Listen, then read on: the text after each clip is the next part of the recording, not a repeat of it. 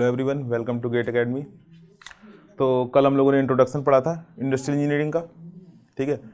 तो जब हम लोगों ने कल तो इंट्रोडक्शन पढ़ा था और इंट्रोडक्शन के बाद हम लोगों ने एक चैप्टर ख़त्म भी कर लिया था, ब्रेक इवन एनालिसिस। और हम लोगों ने ब्रेक इवन एनालिसिस में देखा था कि भाई कैसे दो प्रोडक्ट, अगर हम लोग प्रोडक्ट प्रोड्यूस कर रहे हैं तो कैसे उसका no profit no loss point होता है, ठीक है। या फिर हम लोग देख रहे थे कि डिसीजन ले रहे थे कि अगर अपन को प्रोडक्ट आउटसोर्सिंग करना है ना, या फिर क्या करना है, प्रोडक्ट इंटरनली प्रोड्यूस करना है, ठीक। तो इस टाइप की चीज़ें हम लोगों ने कल डिसीजन चूज़ की थी कि भाई ये वाला प्रोडक्ट ज़्यादा बेटर है, हमें इंटरनली प्रोड्यूस करने से अच्छा है कि हम बाहर से आउटसोर्स कर लें। तो फिर उसके बाद फिर हम लोगों ने फर्स्ट चैप्टर कंप्लीट करने के बाद, ठीक है, हम लोगों को नेक्स्ट चैप्टर स्टार्ट करना है। और नेक्स्ट चैप्टर हमारा क्या है, इन्वेंट्री। नेक्स्ट चैप्टर हमारा क्या है, इन्वेंट्री।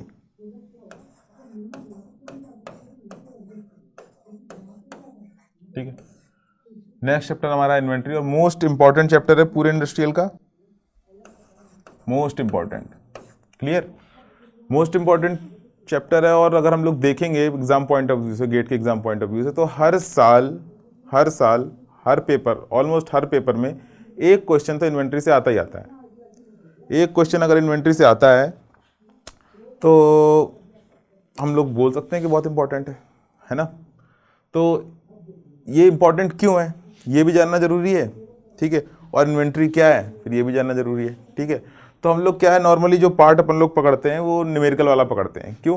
क्योंकि अगर हम लोग देखें लास्ट ईयर गेट में तो न्यूमेरिकल ही आए हैं, थ्योरी का शायद ही कभी एक आध क्वेश्चन कभी आया हो। तो हम लोग थ्योरी न्यूमेरिकल पूरा कवर करेंगे, ठीक है, ऑलमोस्ट जितना भी गेट पॉइंट ऑफ व्यू से इंपॉर्टेंट होगा, ठीक। तो अगर हम लोग देखें इन्वेंट्री में, तो इन्वेंट्री एक्चुअली में है क्या, और बहुत ही ज़्यादा इंपॉर्टेंट चैप्टर है। क्योंकि मैंने बताया कि शायद ही कोई लास्ट 10 ईयर में एक आधी क्वेश्चन पेपर रहा होगा जिसमें इन्वेंट्री क्वेश्चन ना हो, 2-4 निकल जाए तो निकल जाए, ठीक है। अदरवाइज हर पेपर में इन्वेंट्री से एक क्वेश्चन आता ही आता है तो इंपॉर्टेंट है, सबसे ज़्यादा वेटेज मान के चलो। क्यों, मैंने इंट्रोडक्शन के टाइम में बताया था कि इन्वेंट्री हो गया, एक CPM पार्ट हो गया और एक ग्राफिकल मेथड LPP। ये मान के चलो इन तीन में से दो में से तो एक क्वेश्चन आना ही, दो क्वेश्चन तो आने ही है, ठीक है ना। तो इन्वेंट्री अपन लोग बोले तो इन्वेंट्री होती क्या है, इन्वेंट्री को हम लोग डिफाइन कर सकते हैं कि स्टॉक इन हैंड, ठीक है, which can be used for the purpose of later use और सेल, ठीक है। यानी कि क्वांटिटी या आइटम जो अपने पास हैं वो क्या है, इन्वेंट्री है, ठीक है। अब कितने टाइप की होती है, क्या होती है, वो मैं भी बताता हूँ, ठीक है। तो हम लोग सिंपली अगर बोलें फिजिकल स्टॉक इन हैंड, यही क्या है अपना, इन्वेंट्री है, ठीक है। और इंपॉर्टेंट क्यों है ये भी जानना जरूरी है। क्यों? क्योंकि जो अगर अपन लोग देखें कि पूरा का पूरा जो अपना इंडस्ट्रियल बजट है तो उसका 70% कॉस्ट जो है ना वो इन्वेंट्री है। वो कॉस्ट जो अपना इन्वेंट्री में स्पेंड होता है, 70% ऑफ अराउंड 70, 80, 60 जो भी बोल दो, ठीक है, इन्वेंट्री में ही स्पेंड होता है। कैसे होता है हम लोग वो भी देखेंगे, भाई सर इतना सब इन्वेंट्री में ही स्पेंड हो जाता है, ठीक है। तो हम लोग देखते हैं कि किस तरीके से इन्वेस्ट हो रहा है उसमें, ठीक है। तो फिजिकल स्टॉक इन हैंड है, ठीक है। और इसको हम लोग क्या बोल सकते हैं कि आइडियल रिसोर्स है एक तरीके से, ठीक है, which has some economic value, ठीक है। सम क्या बोलें, बहुत ज़्यादा इकोनॉमिक वैल्यू, ठीक है। अभी मैं बताता हूँ किस हिसाब से है। एक एग्जांपल देखिए, एक प्लांट का एग्जांपल हम लोग लेंगे और उसमें देखेंगे इन्वेंट्री कहाँ कहाँ पे हो सकती है, ठीक है, और कौन सी वाली अपन को देखनी है, किस पे अपन को ज़्यादा कंसंट्रेट करना है, ठीक। तो अगर ये तो बोले हम लोग कि इन्वेंट्री अपन ने डिसाइड कर दिया कि क्या है, कि फिजिकल क्वांटिटी है, ठीक है, जो अपने पास स्टॉक में रखी हुई है, जिसको हम लोग अभी या बाद में कभी भी यूज़ कर सकते हैं, ठीक है। और करने का फ़ायदा क्या होगा, ताकि अपना जो प्लांट है, अपनी जो इंडस्ट्री है वो क्या करे, वो स्मूथली रन करे, इफ़िशिएंटली रन करे, ठीक है। अगर हम बोलें, ठीक है, तो क्या है कि इन्वेंट्री रखने से फ़ायदा क्या होता है कि अपना जो प्लांट होता है, ठीक है, अपना प्लांट, ठीक, वो क्या करता है, स्मूथली रन करता है,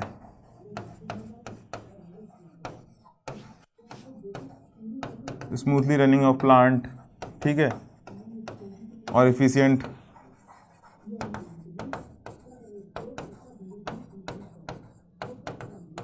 रनिंग ऑफ प्लांट, ठीक है। तो ये सब कैसे आएगा, अपन जब अपने पास जब आइटम स्टॉक में रखा होगा, ठीक है। मान लो हम लोगों को अभी बनाना है कि कार बनानी है, हम लोगों को कार के लिए इंजन चाहिए, बहुत सारे पार्ट्स चाहिए, तो वो सारे पार्ट्स अपने पास होने चाहिए, तभी हम लोग अपने प्लांट को चला सकते हैं। ऐसा नहीं कि हर बार कार बनानी है तो इंजन हम लोग बाहर से मंगा रहे हैं, ठीक है, तो वो वाला काम अपना क्लियर है ना बात, ठीक है, तो वो अपन लोग नहीं चला पाएंगे, ठीक। तो अगर हम देखें इसको तो इन्वेंट्री के, ठीक है, अपने दो एम होते हैं इन्वेंट्री के, मेन दो एम होते हैं, ठीक है। वैसे तो अपन लोग बोलते हैं कि हाँ भाई क्या क्या हो सकता है, मेनली दो एम होते हैं, मैं एम लिख रहा था वहां पे, ठीक है, एम, ठीक। पहला जो एम होगा minimise the investment in inventory, ठीक है, पहला क्या है, मिनिमाइज इन्वेस्टमेंट इन इन्वेंट्री, ठीक है, ताकि हम लोग क्या करें, मिनिमम से मिनिमम खर्चा इन्वेंट्री में करें, ये हम लोग को पहला देखना है। दूसरा क्या देखना है, ठीक है, दूसरा हम लोग क्या देखना है, maximise service level to the customer,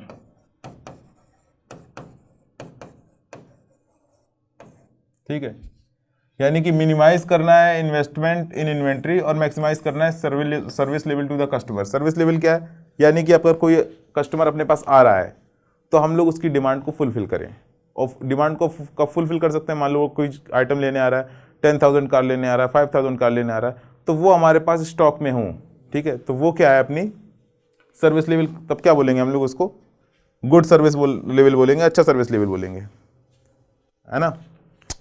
तो देखो हम लोग आगे देखते हैं कि मान लो एक एग्जाम्पल लेते हैं, ठीक है, एक एग्जाम्पल लेंगे, उसके बाद अपनी बात क्लियर हो जाएगी। मान लो अपना कोई प्लांट है, अपना कोई प्लांट है, शीट मेटल प्लांट है, और हम लोग क्या करते हैं, सीट्स प्रोड्यूस करते हैं, मेटल सीट्स प्रोड्यूस करते हैं।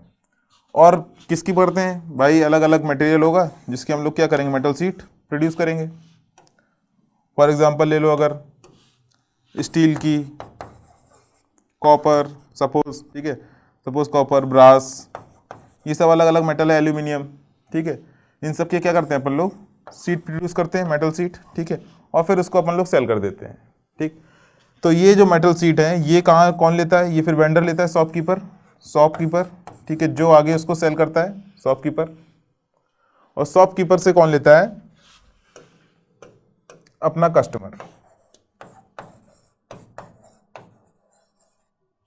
शॉपकीपर से कौन लेता है, अपना कस्टमर। तो ये जो स्टील और कॉपर और ब्रास की जो है, जो अपने मटेरियल होगा जिससे हम लोग सीट बना रहे हैं, ठीक है, तो ये जो सीट बना रहे हैं, ये सीट प्रोसेस होती होंगी, रोलिंग या फिर क्या कहते हैं पंचिंग, इस तरीके से जो भी जिस टाइप की सीट बना रहे होंगे, वो अलग अलग डिफरेंट काइंड ऑफ प्रोसेस अपन लोग यहाँ पे यूज़ करते होंगे, ठीक है। जब हम लोग different kind of process use करते होंगे तब हम लोग को जाके मेटल सीट मिलती होगी। तो प्रोसेस मान लो 2-3 प्रोसेस हो रही हैं, यहाँ से ये आया स्टील, तो ये जो स्टील होता है ये रॉ मटेरियल किस में आएगा, इसको हम लोग क्या बोलेंगे, अपने प्लांट के लिए रॉ मटेरियल। अब मान लो हमको स्टील की सीट बनानी है, तो स्टील की सीट बनानी है, हम लोगों ने स्टील की सीट बना ली। अब मान लो 1 kg की एक सीट बन रही है, तो हर बार हम एक बंदे को नहीं भेजेंगे कि जाओ 1 kg या 2 kg या 3 kg स्टील ले आओ, ब्रास ले आओ, कॉपर ले आओ, एल्यूमिनियम ले आओ, नहीं भेजेंगे। हम क्या करेंगे, ऐसा नहीं होता है, हम लोग क्या करते हैं, टन्स ऑफ स्टील और एल्यूमिनियम ला के रख लेते हैं और उससे सीट प्रोड्यूस करते हैं। भाई हर बार भेजोगे, हर बार किसी बंदे को भेजोगे कि वो जाए, ठीक है, और स्टील लेके आए, हर बार एक बंदे को भेजोगे जाए स्टील लेके आए, हो सकता है उसको बीच में कभी दिक्कत हो जाए, और जैसे दिक्कत हो गई, हमारे पास तो 1 ही kg था, उसके बाद हम लोग खाली बैठे रहेंगे प्लांट में, प्लांट पता चला बंद हो गया, उसको 2 दिन हो गए लाने में लग गए, ठीक है। तो ऐसा नहीं होता है, हम लोग क्या करते हैं कि पहले से ही रॉ मटेरियल ला के इकट्ठा रखते हैं, ठीक है, यानी कि इन सब आइटम की क्या होगी, इन्वेंट्री, बिलेट के रूप में, ठीक है, ला के इसको रखते हैं, ठीक है, बड़े बड़े, ठीक है, सॉलिड एकदम आयरन के, स्टील के और कॉपर के, एल्यूमिनियम के पीस ला के रखते हैं, फिर उससे सीट में कन्वर्ट करते हैं, ठीक। अब ये कन्वर्ट करने का जो प्रोसेस हो रहे हैं 2, 3, 4 मान लो जितनी 2, 3, 4 प्रोसेस होकर थ्रू जा रहा है, तो हर प्रोसेस के बाद भी आइटम निकल रहा होगा, उसको रख रहे होंगे, फिर उसके बाद सेकंड प्रोसेस में जा रहा होगा, फिर थर्ड में, फिर फोर्थ में, ऐसा हो रहा होगा ना, ठीक है। तो हर प्रोसेस के बाद जो आइटम रख रहे हैं हम लोग उसको भी क्या बोलते हैं, उसको बोलते हैं हम लोग work in process inventory, work in process inventory. ठीक है, सेमी फिनिश्ड गुड इन्वेंटरी बोल दो। ठीक है, फिर क्या होगा, मेटल शीट कंप्लीट हो गई, तो इसको क्या बोलेगा अपन लोग, फिनिश्ड गुड, अपना फिनिश्ड गुड, क्योंकि जो अपनी सीट्स थी वो कन्वर्ट हो गई, तो फिनिश्ड गुड को क्या बोलेंगे अपन लोग, फिनिश्ड गुड इन्वेंट्री। क्योंकि ऐसा तो है नहीं कि एक सीट रखेंगे हम लोग, ऑर्डर आ रहा होगा 10,000 सीट्स, 20,000 सीट्स, 50,000 सीट्स, ठीक है, तो ला के रखेंगे। देखो कि बड़ी बड़ी स्टील कंपनी, कोई सेल हो गई या ये कंपनियां हो गई, इन सब के वेयर हाउस कितने बड़े बड़े होते हैं, सब क्या रखा हुआ है, आयरन रॉड्स, ठीक है, स्टील, जो भी कंपोजिशन का चाहिए स्टील वो मिल जाएगा।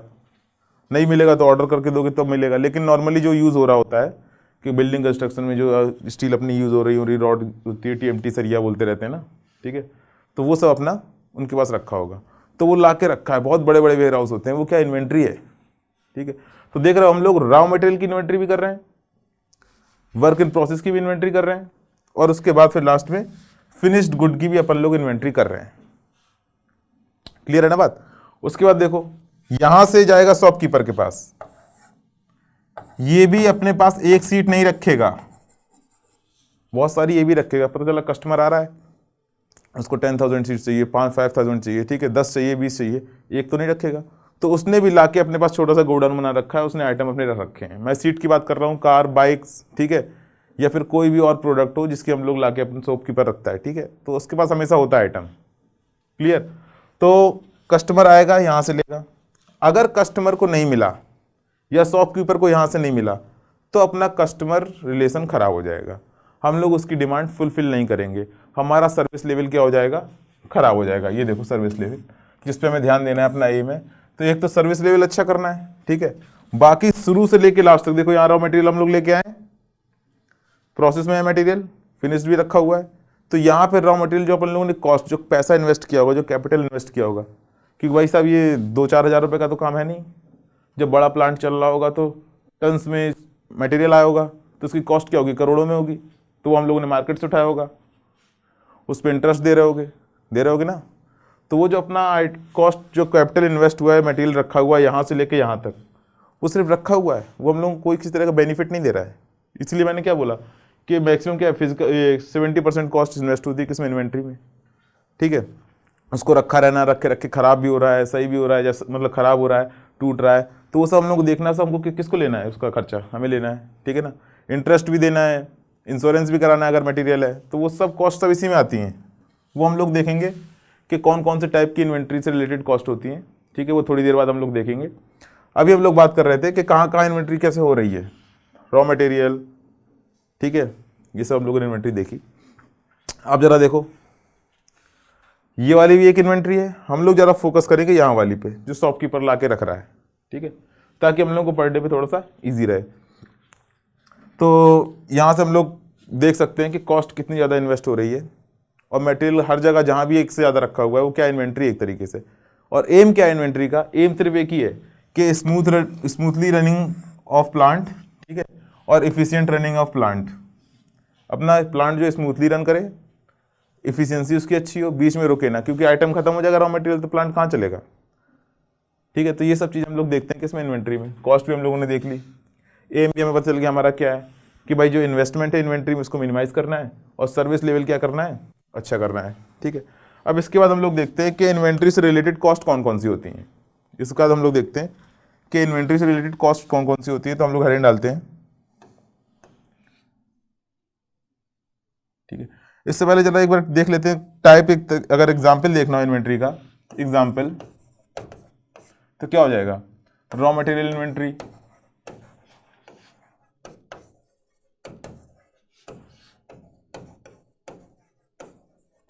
जो हम लोगों ने बिलेट की रख रखी थी, कॉपर की, सिल्वर की, सॉरी स्टील की, ठीक है।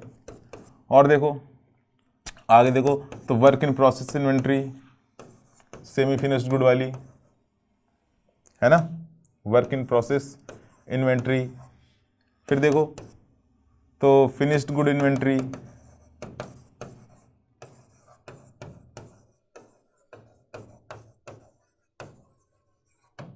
उसके बाद अगर हम लोग देखें तो मिसलेनियस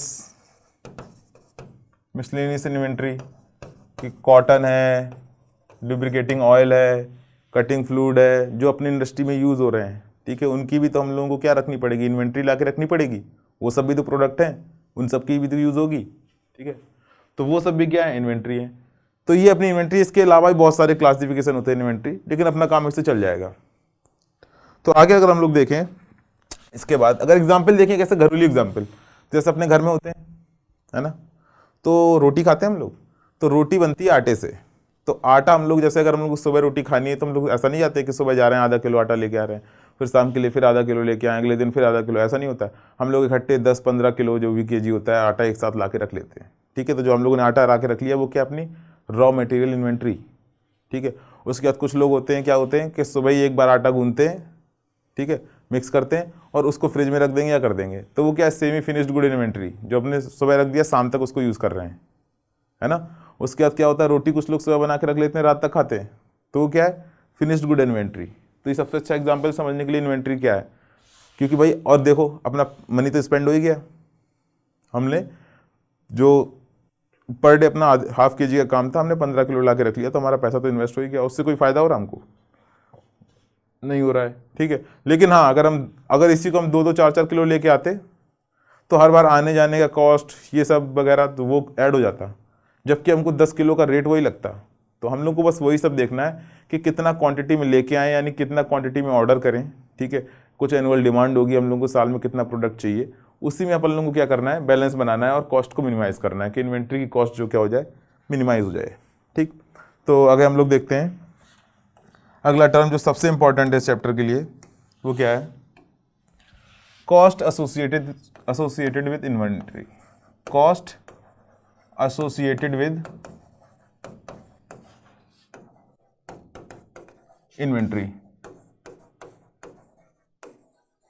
ठीक है, कि इन्वेंट्री से रिलेटेड कौन कौन सी कॉस्ट होती है जो हम लोग का पढ़ने वाले हैं, जिस पे अपना काम चलेगा। और इसको समझना बहुत ज़रूरी है, क्योंकि ये मान के चलो कि पूरा चैप्टर इसी पे ही है। जब तक कॉस्ट क्लियर नहीं होंगी तो आगे बढ़ने का कोई फ़ायदा है नहीं है, ठीक है। तो हम लोग कॉस्ट देखते हैं।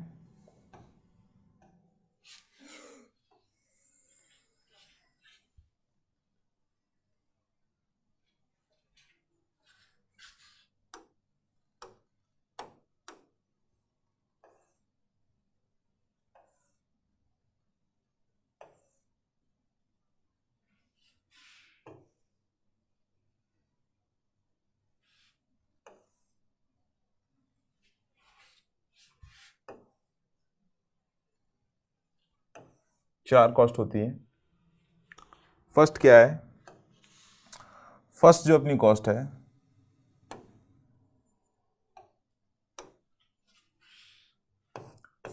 परचेज कॉस्ट, ठीक है, और इसी को बोलते हैं मटेरियल कॉस्ट।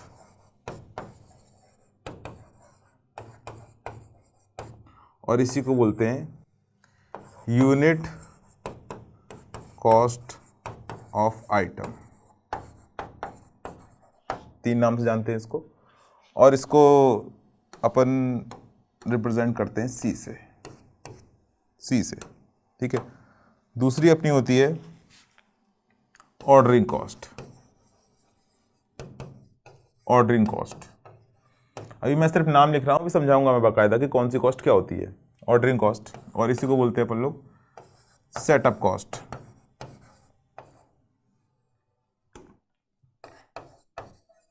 सेटअप कॉस्ट, और इसी को बोलते हैं अपन लोग प्रोक्यूरमेंट कॉस्ट, ठीक है। अगली कौन सी है, होल्डिंग कॉस्ट, और इसी को हम लोग बोलते हैं कैरिंग कॉस्ट, ठीक है, कैरिंग कॉस्ट। और इसको हम लोग क्या बोलते हैं, लास्ट जो बचती है अपनी, बैक ऑर्डर कॉस्ट।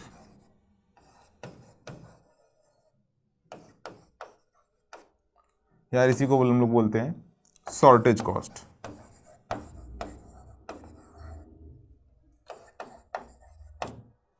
तो मैंने यहाँ पे सिर्फ चारों के नाम बताए हैं, ठीक है। अभी ये नहीं बताया है कि किस में क्या होता है, कौन सी कॉस्ट इंक्लूड होती है, वो मैं अभी बताऊंगा। इसको रिप्रेजेंट करते हैं, इसको रिप्रेजेंट करते हैं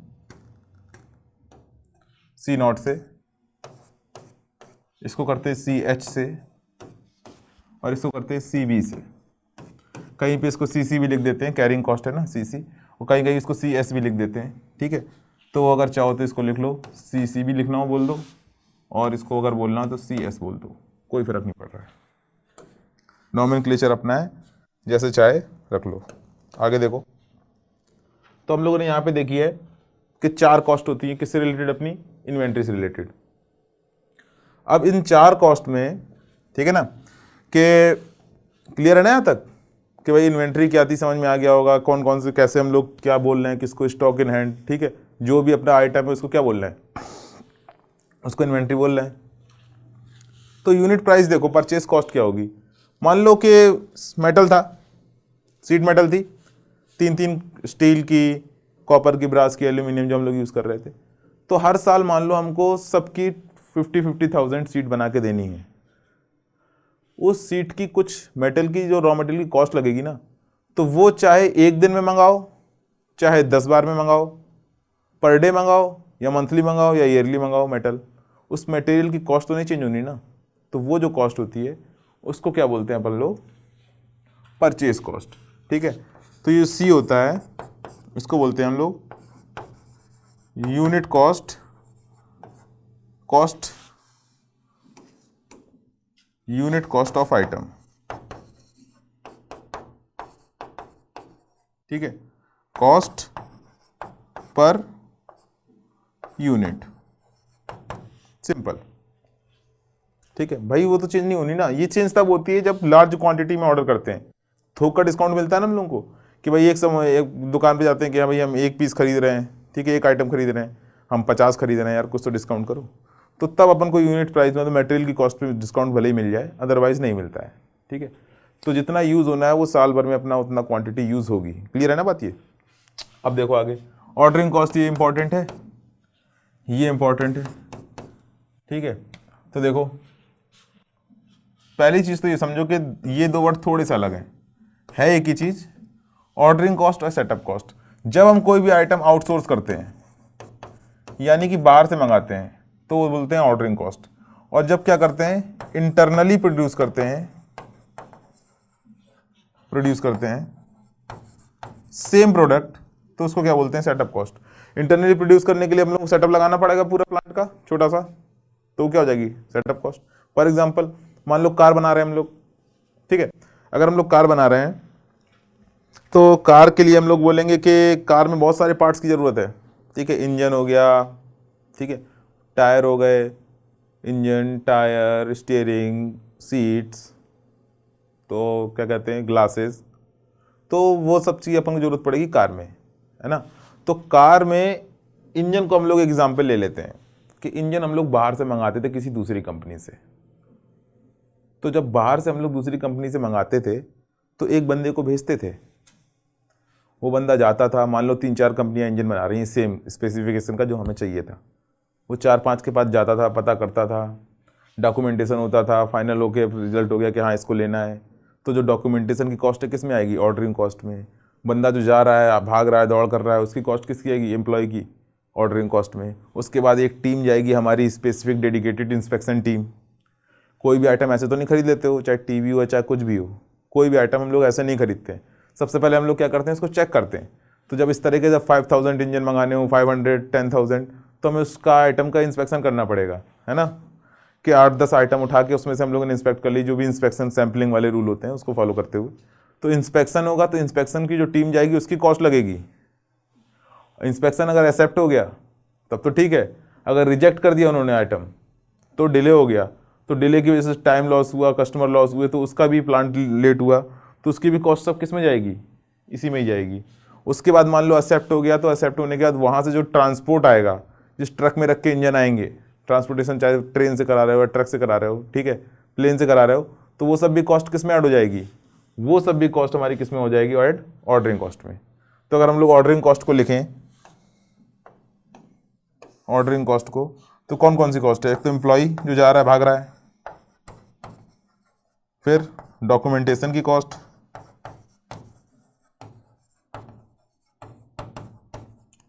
है ना। उसके बाद फिर इंस्पेक्शन की कॉस्ट,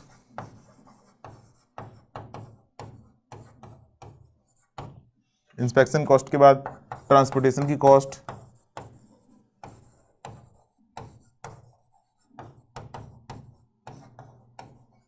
उसके बाद अगर रिजेक्ट हो जा रहा है तो डिले कॉस्ट। वो सब किस में आ रही है?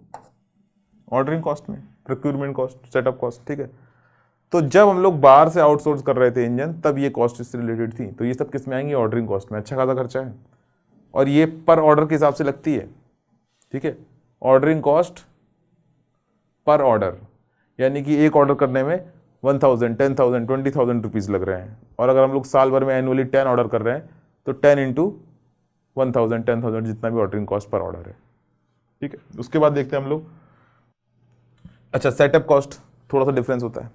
अब यही जो इंजन हम लोग बाहर से आउटसोर्स कर रहे थे, अगर इंटरनली प्रोड्यूस करें, क्योंकि भाई हम लोग को हर साल 20,000 इंजन की ज़रूरत पड़ती है, ठीक है, तो हम लोग क्यों इंटरनली प्रोड्यूस आउटसोर्स करें? हम इंटरनली प्रोड्यूस करते हैं, हो सकता है मे भी हम लोग को फ़ायदा हो जाए।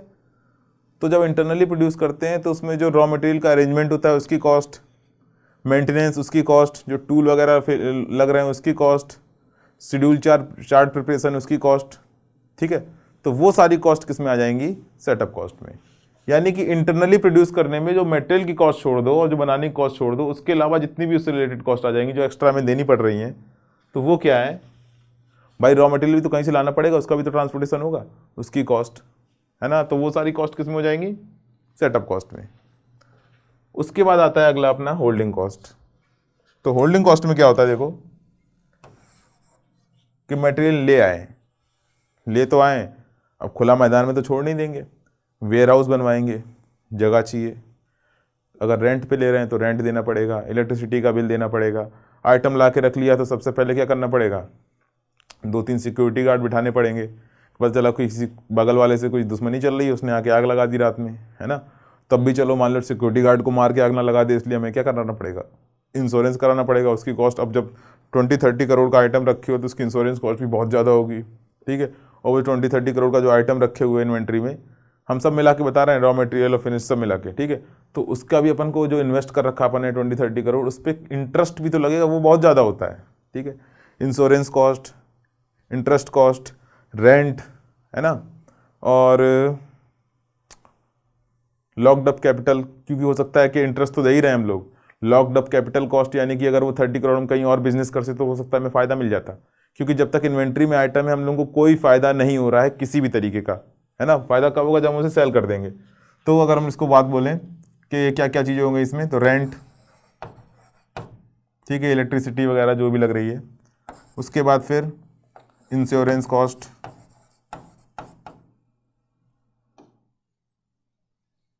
इंश्योरेंस कॉस्ट, फिर locked up capital interest, locked up capital interest,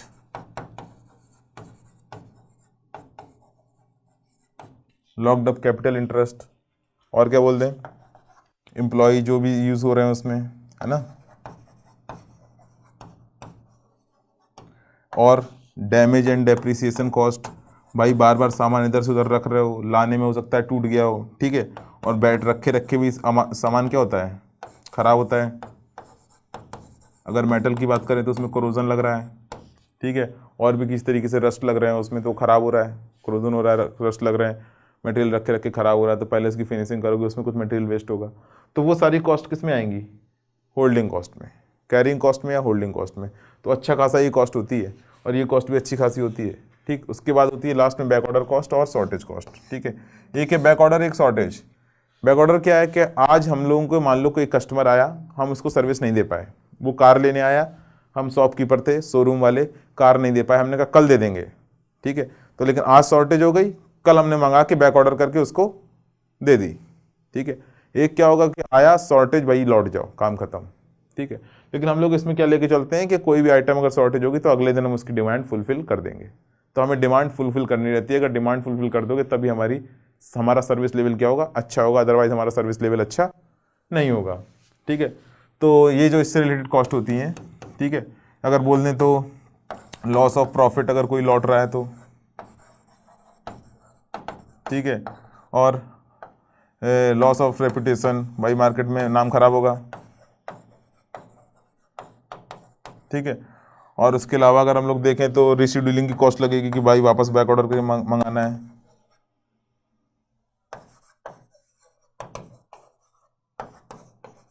ठीक है। तो ये सब सारी अपनी कॉस्ट है, तो क्लियर हो गई होंगी अगर ध्यान से समझोगे तो ये सारी की सारी कॉस्ट हमारी क्लियर हो गई होंगी। पहली कौन सी कॉस्ट है? परचेज कॉस्ट और मटेरियल कॉस्ट और यूनिट कॉस्ट, ठीक है। जो भी मटेरियल की एग्जैक्ट मटेरियल की एग्जैक्ट जो कॉस्ट है उसको हम लोग क्या बोलते हैं कि मतलब स्टील यूज़ कर रहे हैं, अभी उसको कुछ किया नहीं है, जो मटेरियल है उसकी कॉस्ट, उसको क्या बोलते हैं अपन लोग?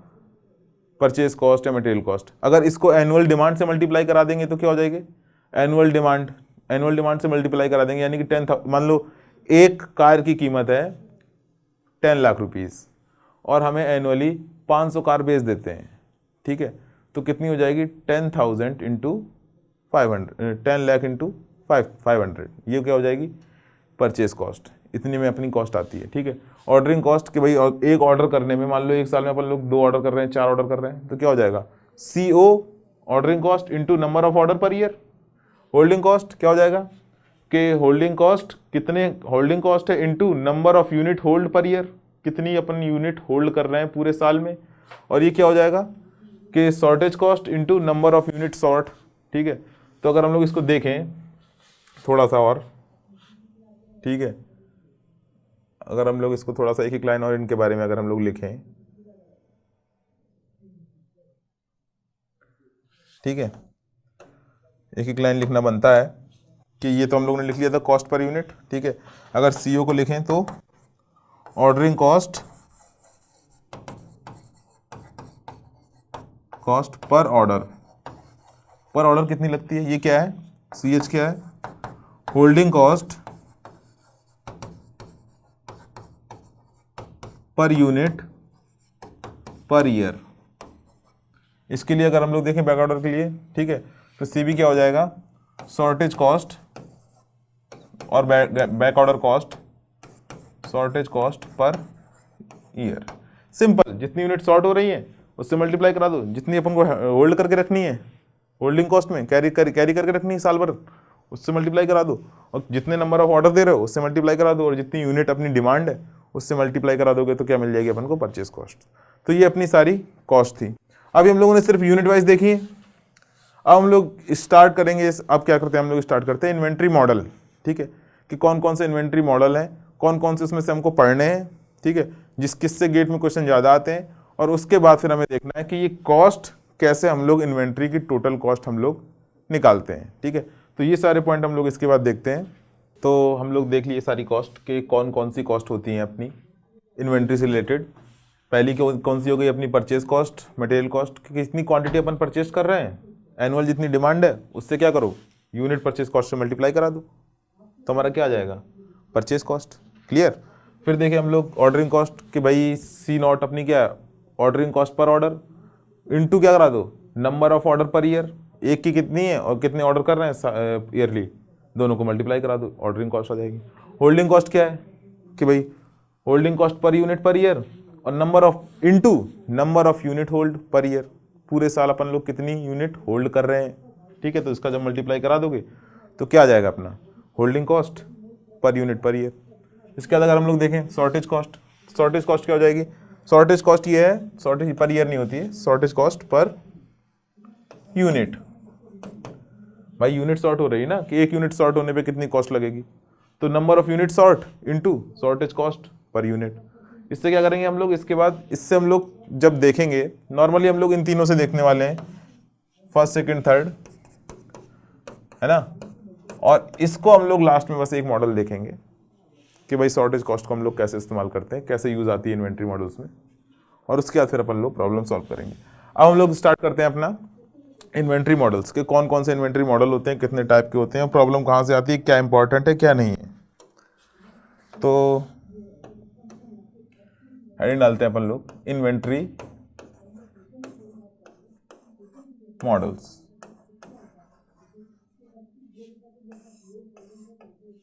ठीक है। 2 टाइप के होते हैं ये,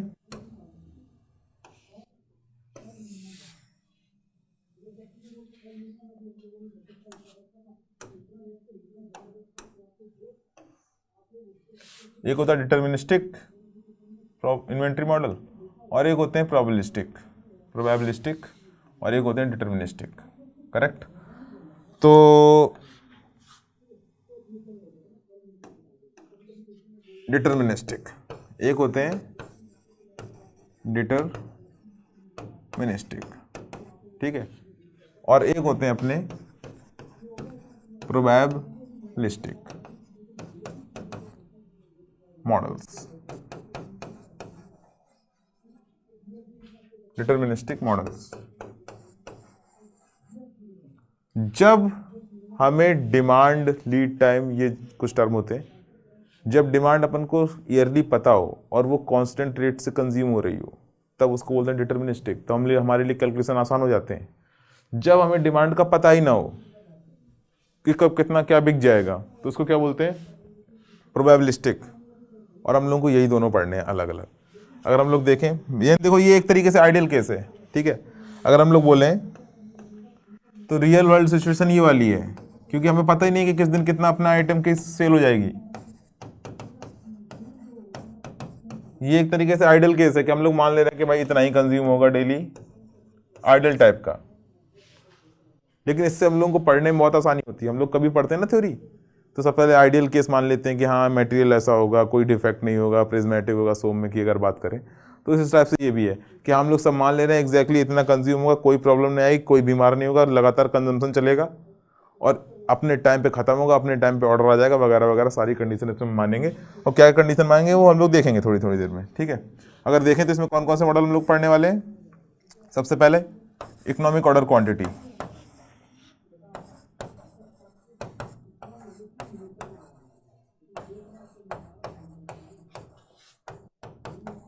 इसी को बोलते हैं अपन लोग EOQ मॉडल। सेकंड अगर हम लोग देखें तो होता है हमारा EOQ with price break.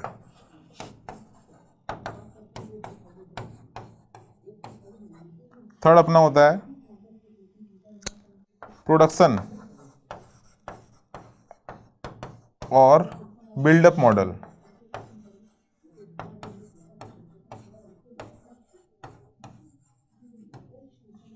Fourth अपना जो अपन को पढ़ना है शॉर्टेज मॉडल। ये चार मॉडल अपन को इसमें पढ़ने हैं। नॉर्मली अगर हम लोग देखें तो 80% के अराउंड क्वेश्चन इसी से पूछे गए, बाकी सबसे पूछे गए। इससे तो ना के बराबर शायद एक ही आध क्वेश्चन पूछा गया है। एक ही मॉडल पढ़ना है अपन को इसमें, डिमांड एंड प्रॉफिट मॉडल, ठीक है। इसी को अपन लोग बोलते हैं स्टैटिक इन्वेंट्री मॉडल।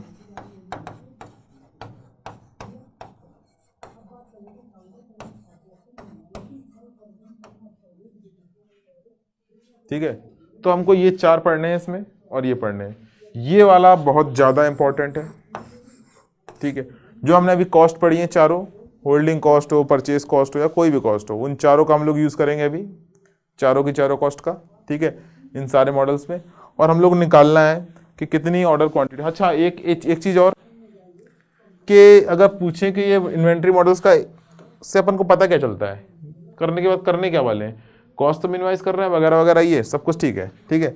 लेकिन अगर हम लोग देखें तो इससे अपन को पता चलता है क्वांटिटी के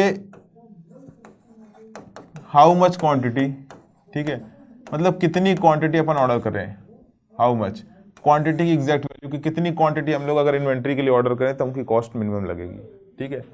और दूसरा लीड टाइम, और इसी को बोल देंगे रीऑर्डर लेवल, कि किस पॉइंट पे लीड टाइम क्या होता है कि हमने कोई ऑर्डर प्लेस किया और ऑर्डर प्लेस करने के बाद जितने दिन में अपने पास वो ऑर्डर रिसीव हुआ उस के बीच के टाइम गैप को अपन बोलते हैं लीड टाइम, ठीक है। It is the time gap between placing order and receiving order, ठीक है, उसके बीच के डिफरेंस को क्या बोलते हैं अपन लोग, लीड टाइम, ठीक है। और जिस पॉइंट पे अपन लोग ऑर्डर प्लेस करते हैं उस समय अपने पास जितनी इन्वेंट्री होती है उसको बोलते हैं रीऑर्डर पॉइंट या रीऑर्डर लेवल। उस जितनी क्वांटिटी अपने पास लेफ्ट होती है जब हम लोग ऑर्डर प्लेस करते हैं तो उसको क्या बोलते हैं, रीऑर्डर पॉइंट और रीऑर्डर लेवल, वो हम लोग अभी देखेंगे। ठीक, तो हम लोग स्टार्ट करते हैं डिटर्मिनिस्टिक मॉडल में। सबसे पहला इकोनॉमिक ऑर्डर क्वांटिटी। ठीक है,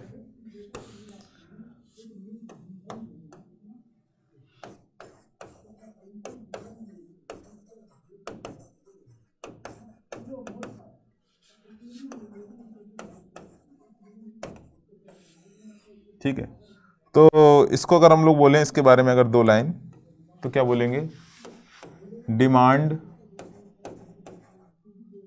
और consumption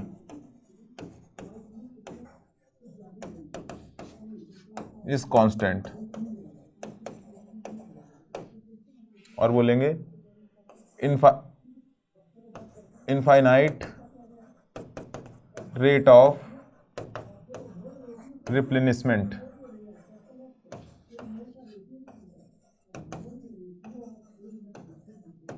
infinite rate of replenishment. ठीक है, यानी कि जब अपन लोग ऑर्डर करेंगे, जब चाहेंगे, तब हमारे पास इन्वेंट्री में उतना आइटम आ जाएगा। ठीक है, जो अराइवल है वो कितना है, इनफाइनाइट रेट से, इंस्टेंट है, इंस्टेंटेनियस अराइवल है। ठीक है, कैसा है, इंस्टेंटेनियस है, मतलब जिस इंस्टेंट पे चाहोगे ऑर्डर करेंगे उसी टाइम पे हमारी जितनी चाहेंगे उतनी इनफाइनाइट से अपनी इन्वेंट्री फुल हो जाएगी।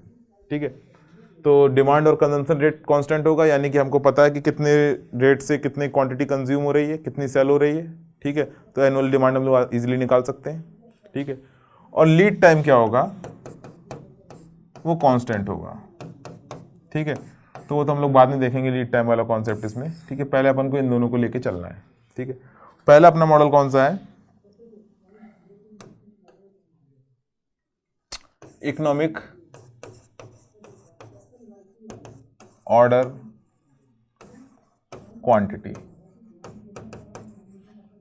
और इसी को अपन लोग बोलते हैं Wilson and Harris model. 2 scientist थे, दोनों ने दिया था। ठीक है, दोनों नाम से आता है, गेट में ये नाम भी यूज कर चुका है कि विल्सन मॉडल है तो बता दूं। ठीक है, इनफाइनाइट रेट ऑफ रिप्लेनिशमेंट चल रहा है तो बता दूं प्रॉब्लम। ठीक है, तो ये वर्ड वो कहीं कभी यूज़ कर लेता है, तो हमें वर्ड पता होने चाहिए। अब आगे देखते हैं हम लोग।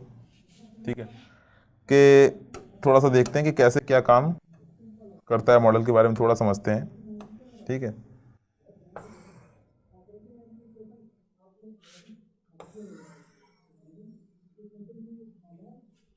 ठीक है,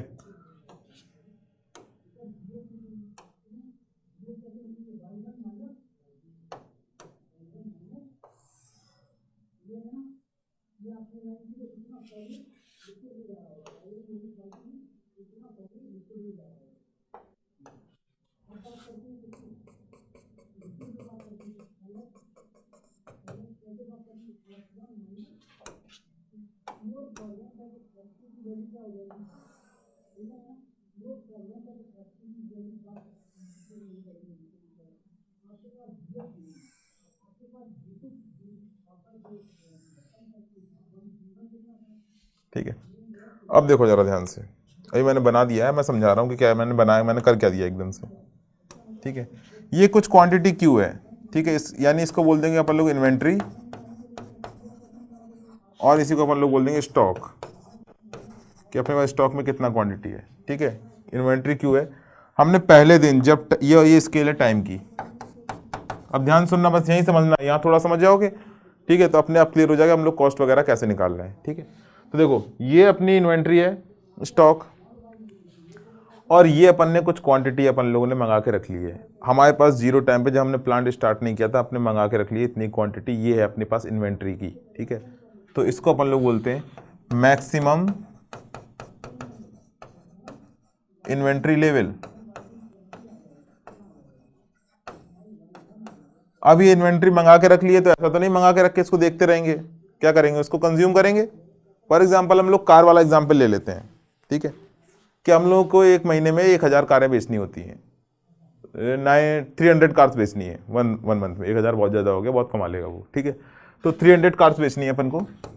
ठीक है, तो ये 300 उसने क्वांटिटी मंगा के रख ली पहले दिन, और धीरे धीरे वो क्या करेगा, उसमें से कारें बेचता रहेगा। कंज्यूम कर रहा है, कंज्यूम कर रहा है, और एक टाइम आएगा 0। कितने दिन में कंज्यूम कर ली, उसको बोलते हैं अपन लोग साइकिल टाइम। मैंने बताया कि 30 डेज के लिए उसने 1 मंथ के लिए मंगाया है, कितनी 300 क्वांटिटी। तो अगर कोई पूछे कि डिमांड रेट क्या है, देखो कॉमन सेंस एप्टीट्यूड है सिंपल वाला, डिमांड रेट क्या हो जाएगा, डिमांड रेट क्या हो जाएगा, 300 कंज्यूम करता है 30 डेज में, तो एक दिन में कितना करेगा, 10 कार्स पर डे। यानी कि जो डिमांड रेट हो जाएगा किस स्पीड से कंज्यूम कर रहा है, 10 कार्स पर डे के हिसाब से कंज्यूम कर रहा है। अगर 10 कार पर के हिसाब से हम लोग सेल कर देंगे, 10 कार पर डे के हिसाब से सेल कर देंगे, तो 30 डेज में अपनी पूरी की पूरी कार कंज्यूम हो जाएंगी। और जैसे ही 0 हुई, अपन ने दूसरा ऑर्डर प्लेस कर दिया, और इनफाइनाइट रेट ऑफ रिप्लेनिशमेंट है अपने पास, तो इंस्टेंटली अपनी क्या होगी, इन्वेंट्री फिर क्यों भर गई। क्लियर है ना बात। यानी कि जो हमारा पहला ऑर्डर था, यहां पे अपन ने ऑर्डर दिया होगा तो भर गई थी क्यू क्वांटिटी, पहला ऑर्डर, 30 दिन के बाद दूसरा ऑर्डर, फिर तीसरा ऑर्डर। हर मंथली हम लोग क्या कर रहे हैं, एक 300 की क्वांटिटी का ऑर्डर कर रहे हैं। अगर हम लोग हर मंथ 300 की क्वांटिटी का ऑर्डर कर रहे हैं, तो एनुअल डिमांड कितनी हो जाएगी, एनुअल डिमांड कितनी हो जाएगी, 300 इंटू 12। मतलब मैं समझने के लिए बता रहा हूं कि हम लोग ऐसे निकालते हैं, सिंपल सी बात है। नंबर ऑफ ऑर्डर कितने हो जाएंगे पर ईयर, पर मंथ दे रहा है ना, ठीक है, तो 12 ऑर्डर हो जाएंगे। क्लियर है बात। नंबर ऑफ ऑर्डर कितने हो जाएंगे 12, और अगर ऑर्डरिंग कॉस्ट दे रखी है पर ऑर्डर की, तो उससे मल्टीप्लाई करा दोगे तो total ordering cost, annual ordering cost आ जाएगी। होल्डिंग कॉस्ट की बात करते हैं, ठीक है, यहां थोड़ा सा दिमाग लगाना पड़ेगा। ये दो चीजें क्लियर है। शॉर्टेज तो हो ही नहीं रही है, शॉर्टेज होती तो नीचे जाता ग्राफ, शॉर्टेज हमने नहीं ले रहे हैं। इसमें क्या है, इस वाले इसमें अपन लोग जो ले रहे हैं नो शॉर्टेज, नो शॉर्टेज।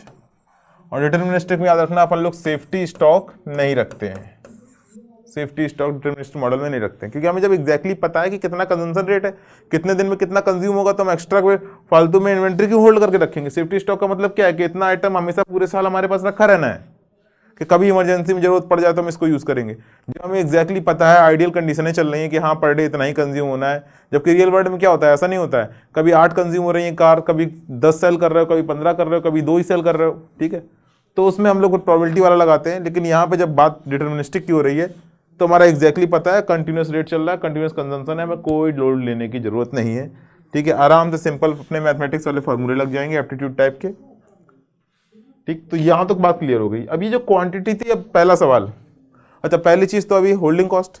अब मुझे बताओ कि अगर हम लोग एक साइकिल का होल्डिंग कॉस्ट निकाल लें, ठीक है, तो क्वांटिटी निकाल लें कितनी होल्ड करनी है, तो वही पूरे साल करेगा भाई, सीधी सी बात है ना। जो इतना इधर होल्ड करेगा इस साइकिल में, उतना ही उसमें, उतना उसमें, तो सेम क्वांटिटी हो जाएगी। देखो पहले दिन तो इसके पास 300 है और लास्ट दिन कितना है 0, यानी कंजम्पशन हो रहा है। यानी कि अगर हम लोग 5 दिन पहले देखें तो इसके पास कितनी होंगी, 50 क्वांटिटी होंगी, 50 कार। तो जैसे जैसे नंबर ऑफ कार कम होती जाएंगी, तो होल्डिंग कॉस्ट क्या होती जाएगी, होल्डिंग कॉस्ट तो सेम रहेगी, लेकिन नंबर ऑफ क्वांटिटी कितनी हो रही है, कम हो रही है, ठीक है। तो ओवरऑल होल्डिंग कॉस्ट क्या हो जाएगी, कम। तो जब हम लोग होल्डिंग कॉस्ट निकालते हैं, तब निकालते हैं किसके हिसाब से, कि हमको पूरे साइकिल टाइम में एवरेज इन्वेंट्री कितनी रही है, ठीक है, एवरेज इन्वेंट्री। अगर उस एवरेज इन्वेंट्री से, पूरे साल एवरेज इन्वेंट्री से अपन क्या करें, होल्डिंग कॉस्ट को पर यूनिट पर ईयर को मल्टीप्लाई करा दे, तो अपनी होल्डिंग कॉस्ट आ जाएगी। तो अगर देखो इसकी अपन लोग क्या निकाल लें, एवरेज, तो एवरेज निकालने का तरीका क्या होता है, एवरेज इन्वेंट्री, ठीक है, एरिया ऑफ ट्राइंगल, मैं इसके लिए बता रहा हूं, area of triangle divide by base, divide by base. तो एरिया कितना हो जाएगा 1/2 Q into T divide by T. ये फार्मूला सब जगह लगा दो, ठीक है। तो ये कितना आ गया Q/2। इतनी एवरेज इन्वेंट्री है, और एवरेज इन्वेंट्री में जैसे ही हम लोग होल्डिंग कॉस्ट को मल्टीप्लाई कराएंगे, होल्डिंग कॉस्ट को मल्टीप्लाई कराएंगे, तो अपनी होल्डिंग कॉस्ट पर ईयर निकल आएगी, ठीक है। देखो भाई यहाँ पे 300 थी, 300 क्वांटिटी अपन लोग स्टोर किए हुए थे, ठीक है, यहाँ पे 0 है, ठीक। यानी कि यहाँ पे अपन लोग, अगर हम लोग देखें एवरेज Q/2 में 150 से कम स्टोर किए हुए हैं, यहाँ 150 से ज़्यादा स्टोर किए हैं, तो ऑन एन एवरेज कितना कर रहे हैं, 150, क्योंकि 300 टोटल है ना, 150। अब देखो जरा कि अब को अच्छा, एक ने मुझसे डाउट पूछा क्लास में एक बार कि सर इसका निकाल लिया, पूरे साल का थोड़ी निकाला है। तो अब जरा मुझे बताओ, इस साइकिल सेम है, सब सेम है, इसका भी 150 आएगा, इसका भी 150 आएगा, इसका भी 150 आएगा। तो जब हम लोग पूरे साल का एवरेज निकालेंगे तो क्या होगा, 150 प्लस 150 प्लस 150, सारे 150 जोड़ के डिवाइड बाई 12, तो बात कितनी आनी है, 150 आनी है। तो एवरेज उतनी आनी है, एक साइकिल पीरियड का कैलकुलेशन कर लो, बस कोई दिक्कत अपन को है नहीं, ठीक है। तो अब तो ये अपना लोग ये बात समझ गए। अब मुद्दा क्या है, मुद्दा ये है कि ये जो ऑर्डर क्वांटिटी है, सिर्फ देखो अगर हम देखें तो per year holding cost very कर रही है, मतलब CH की वैल्यू वेरी कर रही है, नहीं, CC की वैल्यू वेरी कर रही है, नहीं, C की वैल्यू कर रही है, नहीं, CO की कर रही है, नहीं, कोई वैल्यू वेरी नहीं कर रही। डिमांड वेरी कर रही है, नहीं, कांस्टेंट है। सिर्फ एक ही चीज़ वेरी कर सकती है, वो क्या है, Q, ऑर्डर क्वांटिटी।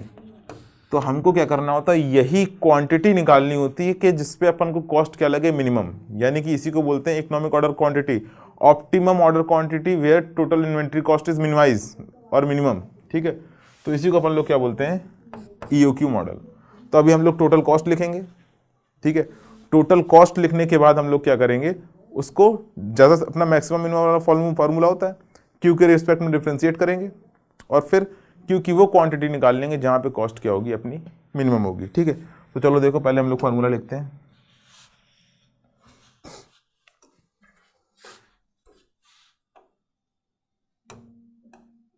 ठीक है, देखो तो अपनी टोटल कॉस्ट क्या हो जाएगी,